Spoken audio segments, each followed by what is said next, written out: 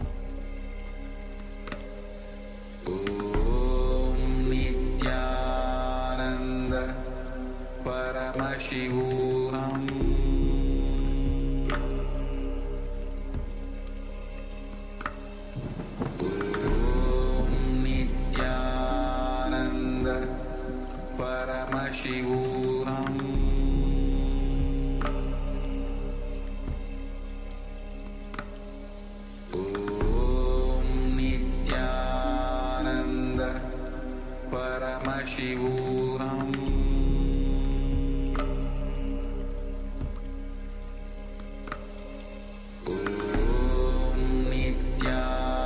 Nithyananda Paramashivoham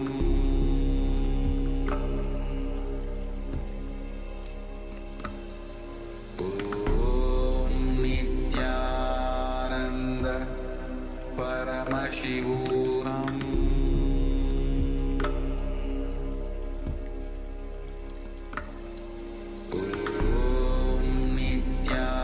Nithyananda Paramashivoham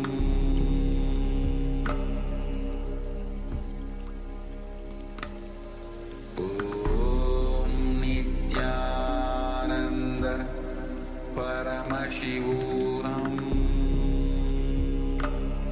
Nithyananda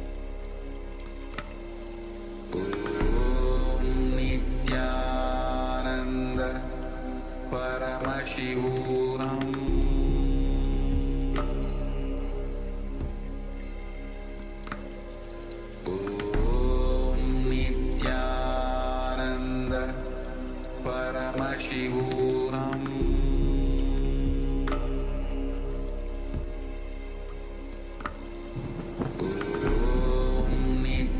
Nithyananda Paramashivoham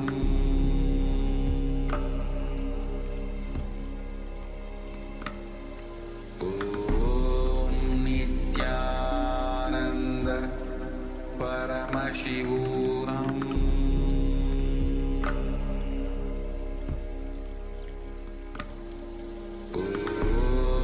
Nithyananda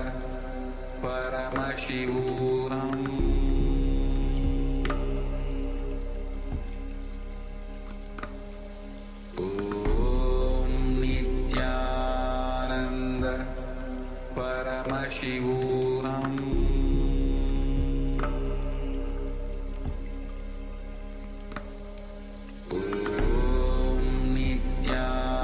Nithyananda Paramashivoham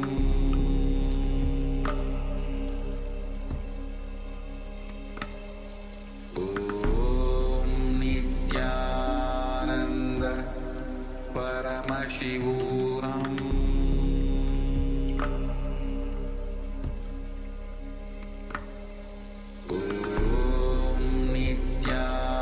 Nithyananda Paramashivoham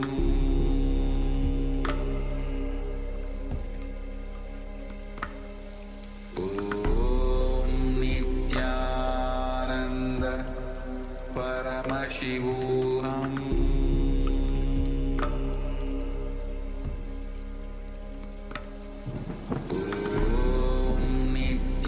Nithyananda Paramashivoham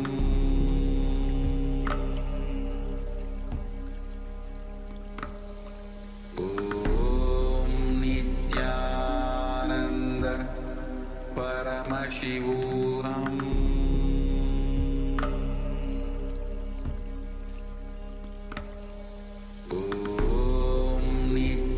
Nithyananda Paramashivoham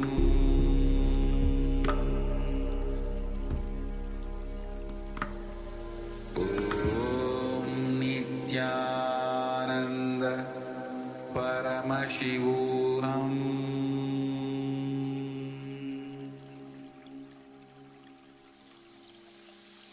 I bless you all. Let you all open all your three eyes.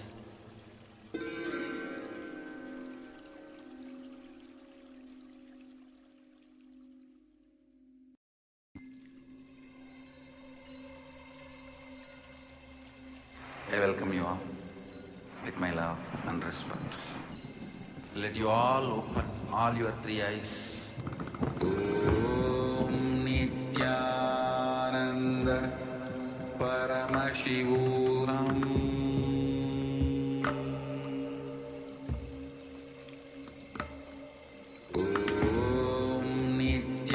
Nithyananda Paramashivoham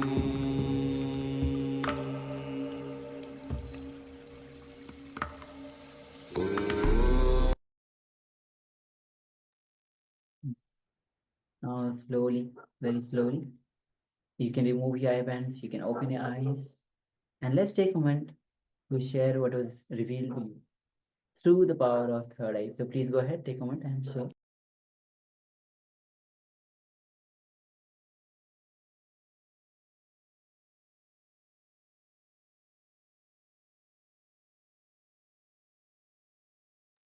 Yes.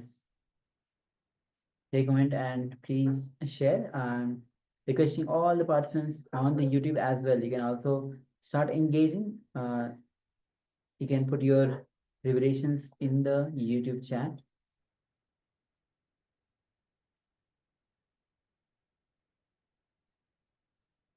Shortly, we'll be entering into the verification where we'll be projecting the image that we had projected to verify. So requesting all of you, Ma Paraparam Surupni, Ma Carolina, Yang Huilan, Daniel Danny, Ma Anandeshwari, take a moment and let us share what your revelations.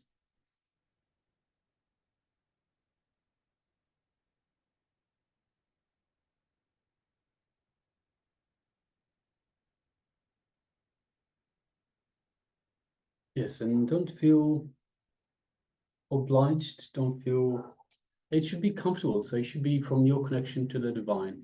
So don't have any judgments, don't have any restrictions on what you are seeing, on what is being revealed to you. Just simply trust the process, trust in your connection to the divine, and share openly.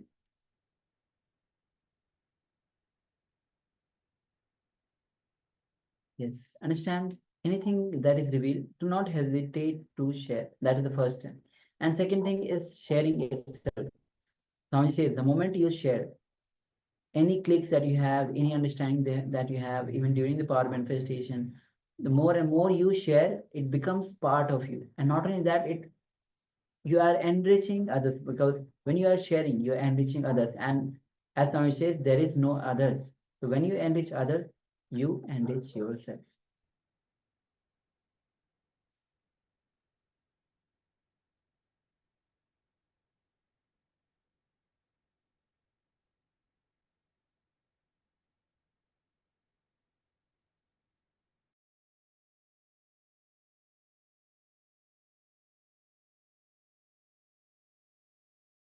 Yes. So if you want to share, you can share in the chat box. Please go ahead and share in the chat box.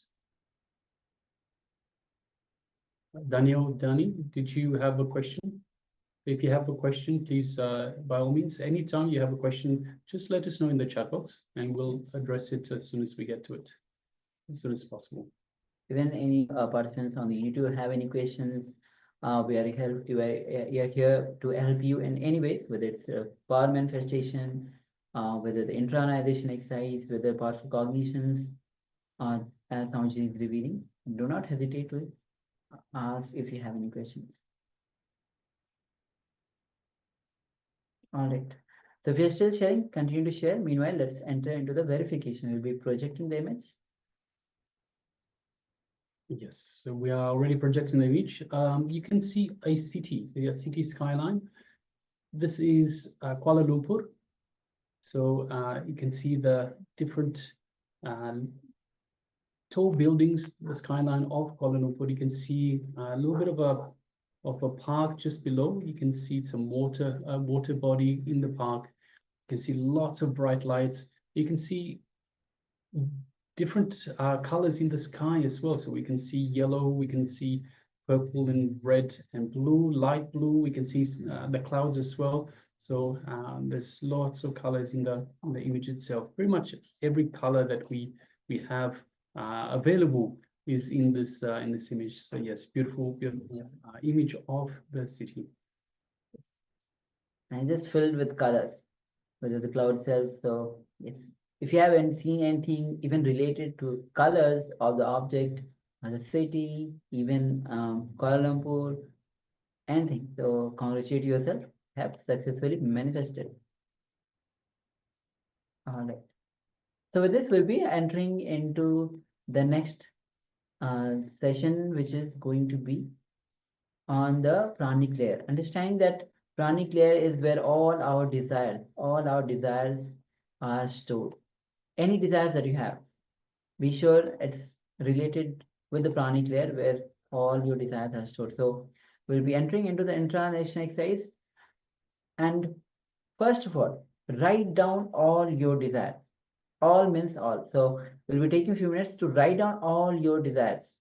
You can take few minutes, you can think, you can contemplate all the desires that you have. And do not edit them as you're writing. Most times, because it is you are writing for yourself. You're not going to show it to the acharyas or even to the family members who are nearby you. So when you're writing, do not edit yourself. Edit it. Do not edit as write the desires as it is, because you are writing it for yourself. And write in the language you think is the most effective way to express your desires. If it's English, you can go ahead with that. If it's your own mother tongue, or if any other language, so write down in the language you think is the most effective way to express your desires. So we'll be taking a few minutes to write down all your desires. So just take a few minutes and enter into this exercise.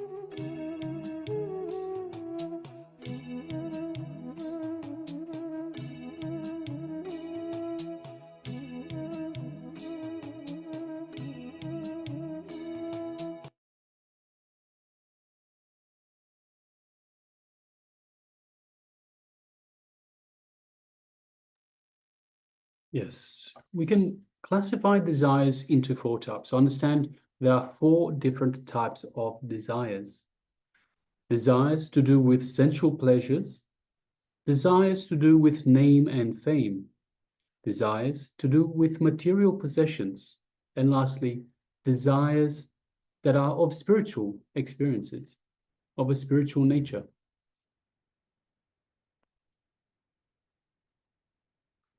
And if it is for you and only you, so please write on a separate paper.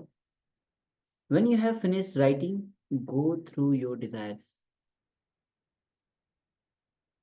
Whenever you find a self-contradicting thoughts or desire, change it to the positive thoughts. For example, instead of saying, I should not be poor, you can say, I should be wealthy. So drop the word poor. So this is how you will be changing your contradicting thoughts or desires into a positive thoughts.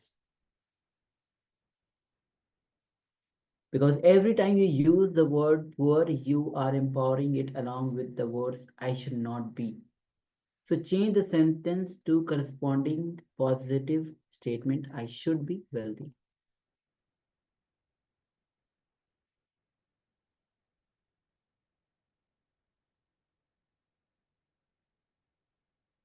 Let go of negative thoughts.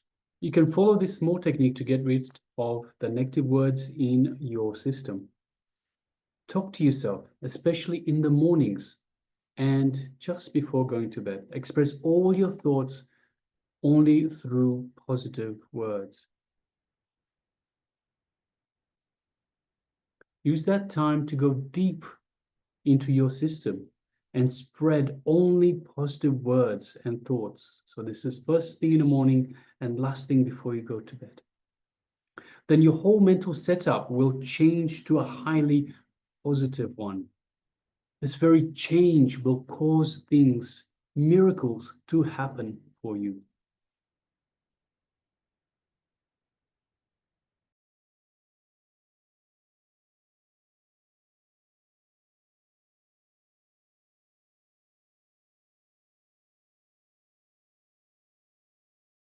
So take few moments and write down all the thoughts, and wherever you find the self-contradicting thoughts or desire, change it to the positive thoughts. So let's enter into this step.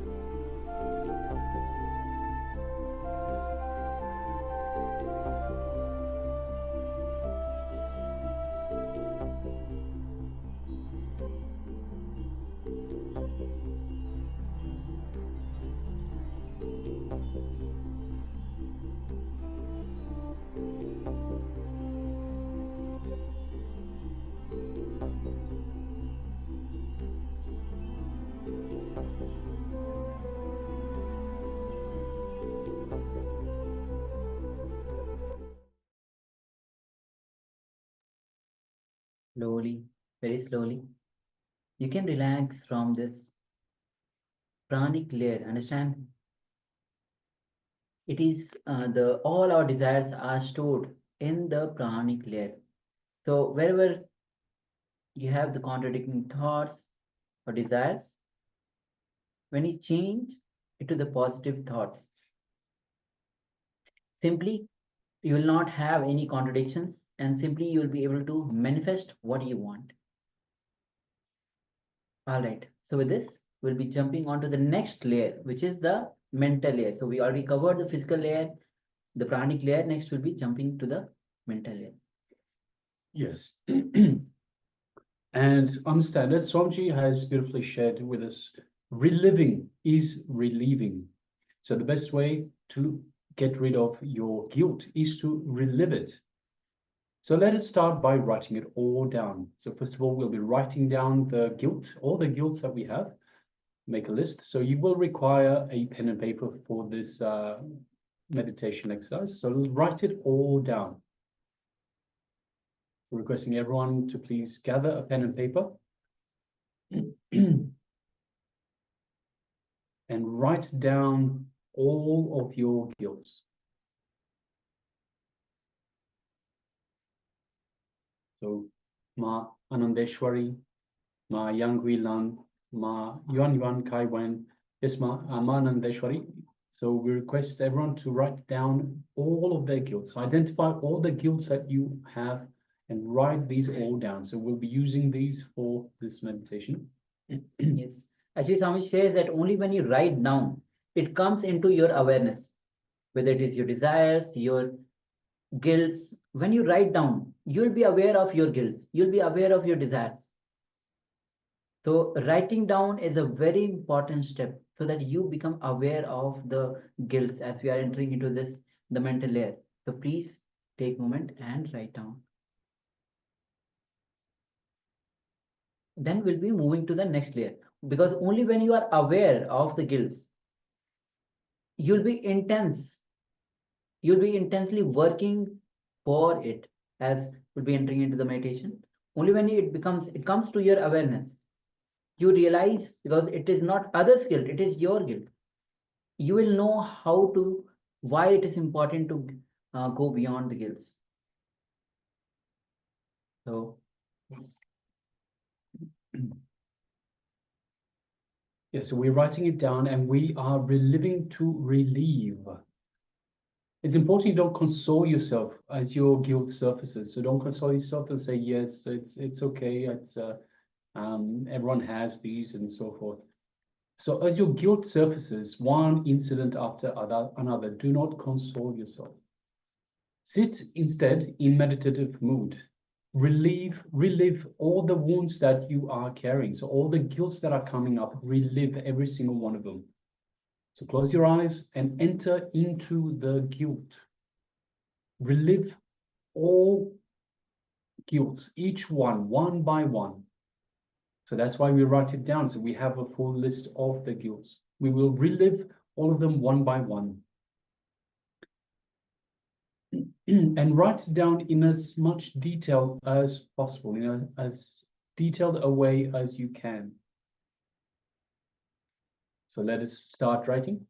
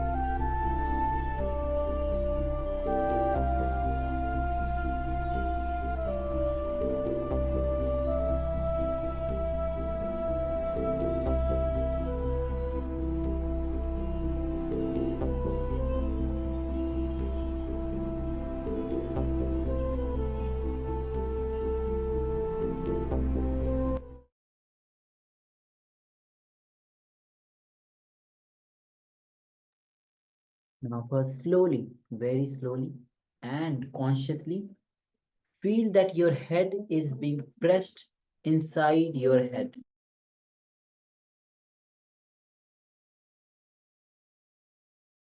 Once again, slowly, very slowly and consciously feel that your head is being pressed inside your head, inside your heart. Then clearly visualize that your head has gone into your heart region. Visualize that you are seeing through the heart. You are also breathing through the heart. You are relating with the entire world through the heart. The head is not there. There is just empty space above the neck. Just trust that this is true. Until all of you lose your head, you have to go on with the meditation. So let's begin with this visualization where you feel that your head is being pressed inside your heart. Just visualize that your head has gone into your heart region. And you are also breathing through the heart.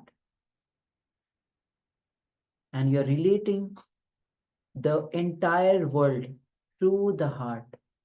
Head is not there. There's just empty space above the neck. Just trust that this is true. Until all of you lose your head, you have to go on with this meditation. So let's enter into this meditation with the visualization that your head is being pressed inside your head. Let's begin this meditation.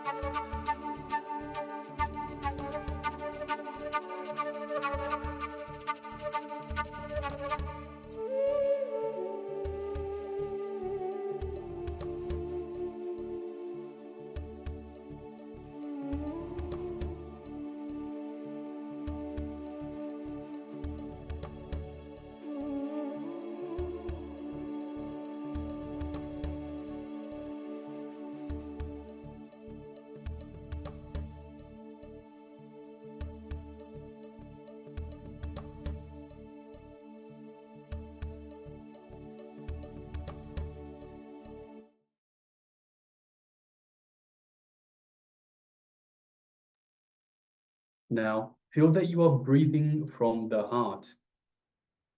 Feel that you are seeing through the heart. Feel that you smell through the heart. Feel very clearly that you are breathing through the heart. Listen to everything around you through the heart. Listen to music that is being played through the heart, not through the head. Listen through the heart, see through the heart, and feel through the heart. Let's continue.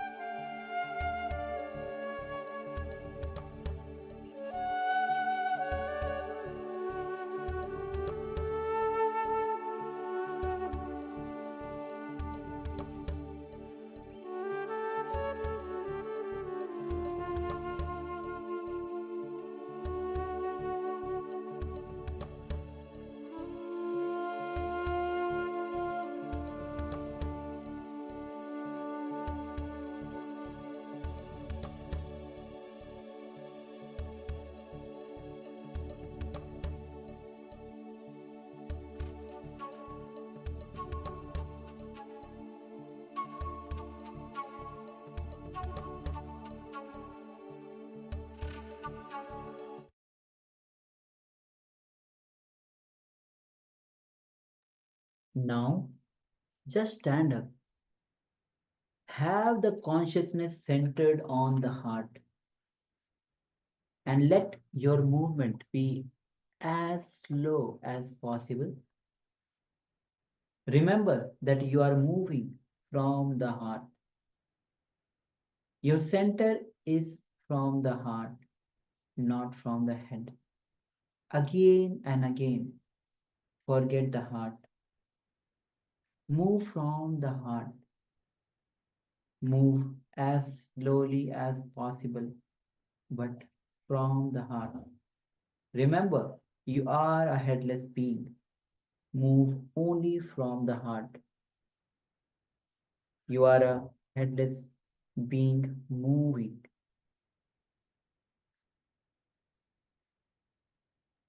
Just stand in one place. There is no need to walk. Just remember that you are a headless being and move as slowly as possible from the heart.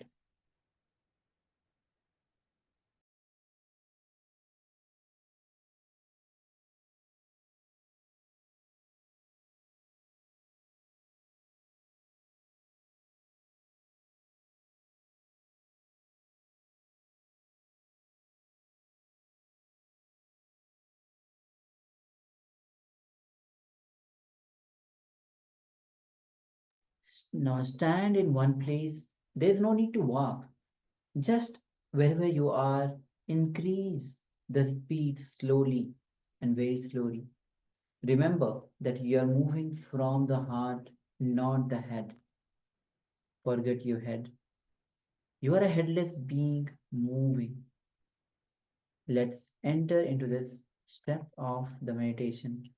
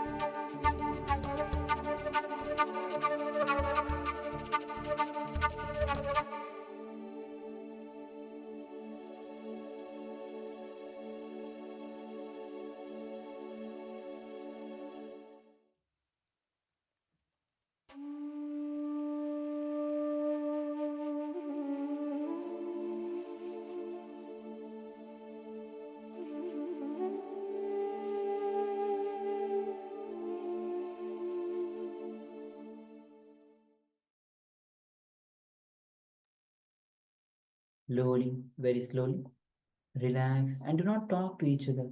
Maintain the silence.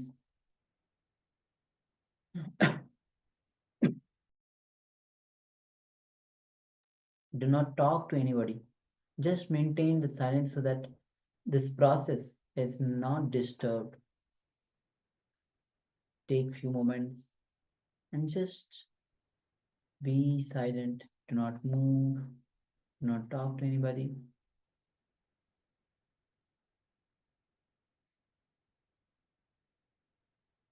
Slowly, very slowly, you can relax. And with this, we'll be now entering into the power manifestation. The power of seeing picture blindfolded. So today we are doing the power manifestation session. So let's get ready to enter into the power manifestation in this round. So requesting all of you to switch on your cameras, be available in the camera as we enter into this round of power manifestation.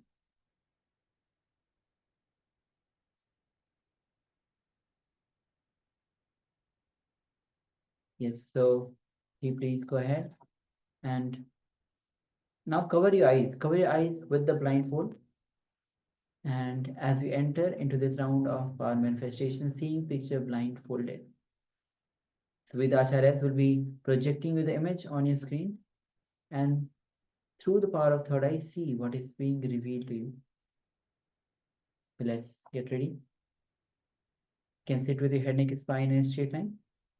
Cover your eyes now with the blindfold. And just connect with Swamiji. Just remember Swamiji. Just by remembrance, you invoke his presence.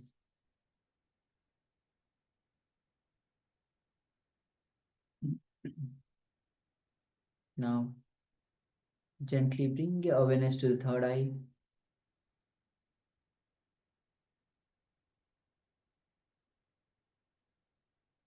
And through your third eye, gaze at Swamiji's third eye. And connect with Swamiji through the Mahavakya. Om Nithyananda Paramashivoham. Om Nithyananda Paramashivoham. Om Nithyananda Paramashivoham. Keep chanting the Mahavakya and let's enter into this round of power manifestation. The image is being projected on your screen. Let us begin.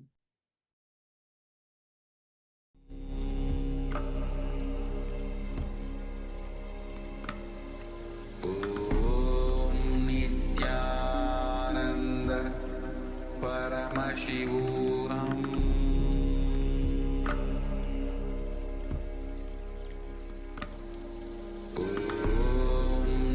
Nithyananda Paramashivoham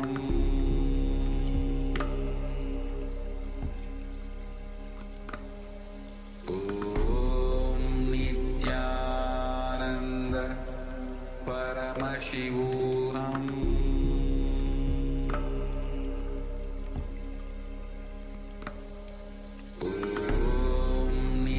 Nithyananda Paramashivoham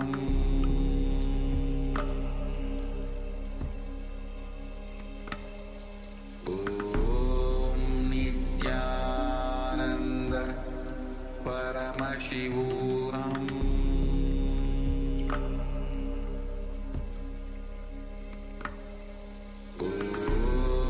Nithyananda Paramashivoham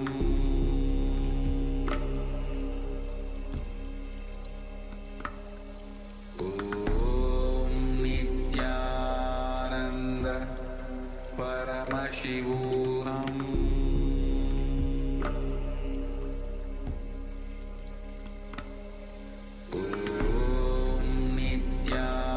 Nithyananda Paramashivoham